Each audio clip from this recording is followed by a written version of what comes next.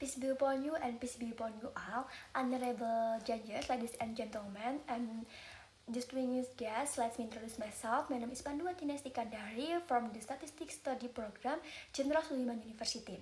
On this occasion, I will present my creative idea entitled Implementation of Smart Haptic Maps through Audio QR Code Integration to Achieve Independent Mobility from Students with Visual Disability.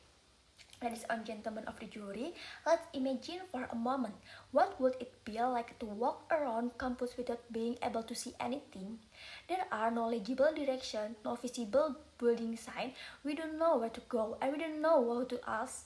This is the reality faced by blind students in Indonesia every day.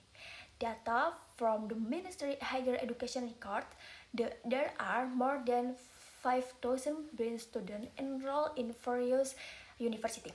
However, most campuses lack disability-friendly navigation system.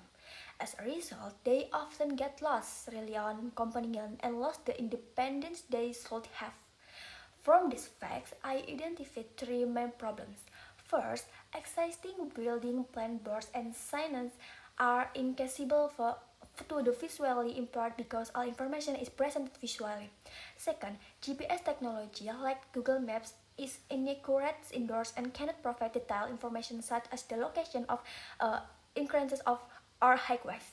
Third, there is a lack of integrated, easy to use and affordable navigation system for the campus environment. If this problem is less addressed, then students will continue to experience unequal access to higher education. To address this issue, I propose a solution in the form of the Smart Haptic Map integrated with an audio QR code. What is a Smart Haptic Map? It is a tactile, three-dimensional map equipped with braille text and an audio QR code. How it works? First, the map is made embossed material so that blind students can feel the location of building, paths, and campus facility with just their important points such as buildings, lecture halls, library, and place of worship.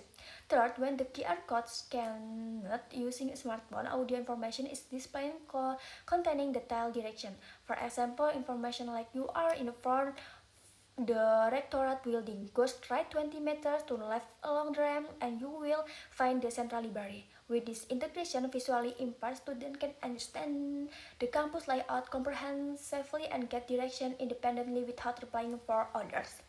This idea has clear and measurable target. The specific goal is to build navigation system at 5 strategic points: the main gate, faculty area, library, mosque, and student activity center. The measurable target are the 100% of visually impaired students on the target campus can use the system independently. The average travel time from the gate, the user satisfaction level reaches and at least 85%. This target is acceptable because it involves visually impaired students and disability organization in the design and testing process.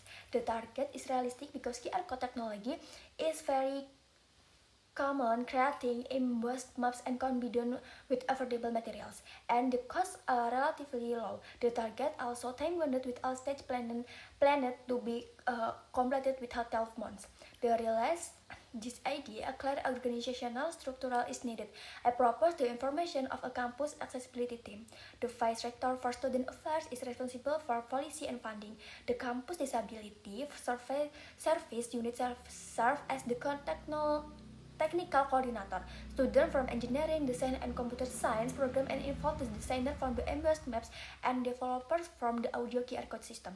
Student organization with disability act as user consultant. Funding source can be obtained from the campus budget for inclusion program, community service program, and GSR funds from the company for foundation concerned with disability issue. The estimate initial cost for building prototypes F5 strategies, which is relatively cheaper than building physically building blocks, which can reach hundreds of millions of rupiah. The successful implementation of this idea will have a tremendous ripple effect. First, blind students will be able to move independently around campus without having to rely on company. Thank you for me and goodbye.